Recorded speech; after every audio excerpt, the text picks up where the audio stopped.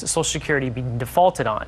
So I think if you're 55 or older, I think that you could still assume that Social Security is going to be there for you in retirement. But I got to tell you, Rob, that when I'm doing financial plans or any of my planners are doing plans for anybody 45 or under, we're typically not counting Social Security. A glaring issue in our nation's economy today would be the Social Security system and its flaws, such as how it is managed and paid for. One of the main problems with Social Security today would be the fact that the working force paying for it currently will not see as many benefits from the system once they hit retirement age. This problem needs to be addressed because as of now, Social Security is becoming a more pointless tax for working Americans. Experts say that at the current rate, the Social Security Trust Fund will be bankrupt by 2033.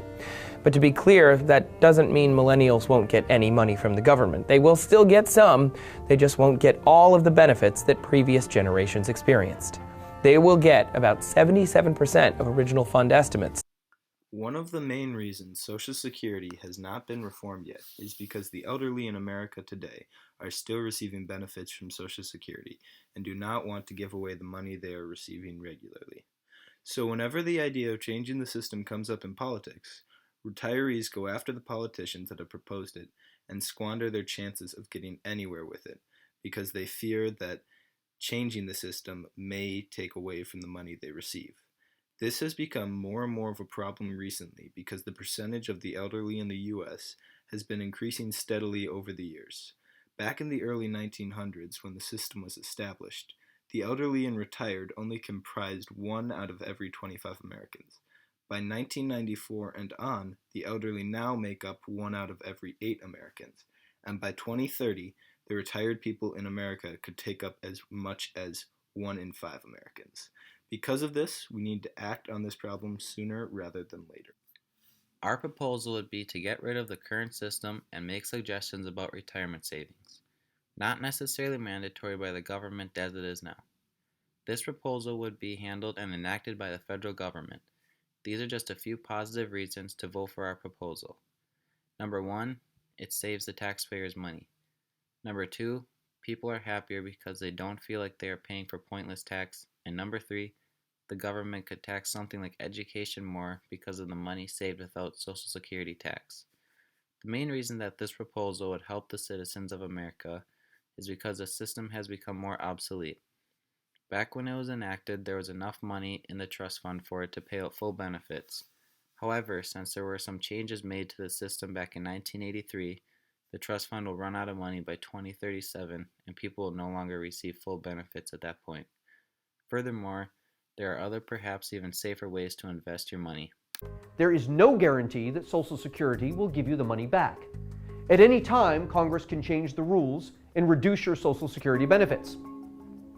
If a person truly wants safety, one can use a private retirement account to obtain an investment that is safer than Social Security. Treasury bills. Treasury bills are bought at a discounted price ranging from $1,000 to $5 million. The bill has a maturation date ranging from a few weeks to a full year. After said time period, the U.S. government then pays you the full face value of the bill, which is always more than how much you paid for it. These are considered the safest investments in the world because they are backed by the U.S. government. Some say they are even risk-free. These bills are just one example of a different way people can invest their money other than Social Security.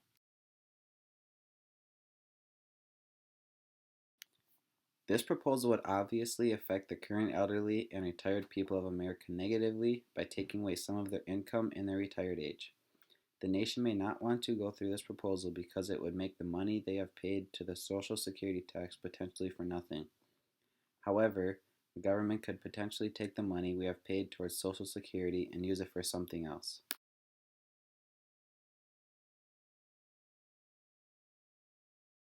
I intend to do everything I can, not only to oppose vigorously any efforts to cut Social Security, I'm going to do everything that I can to expand Social Security benefits.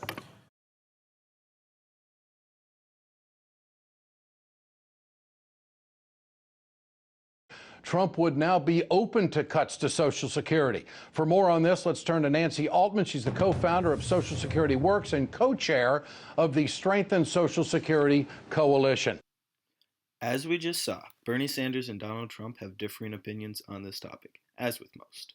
Sanders wants to expand Social Security because he believes the government can help to fix the problems with the system, whereas Trump believes the government should cut Social Security to help reduce taxes.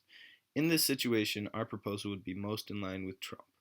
We hope you enjoyed watching this and know a little bit more about the Social Security system and its flaws.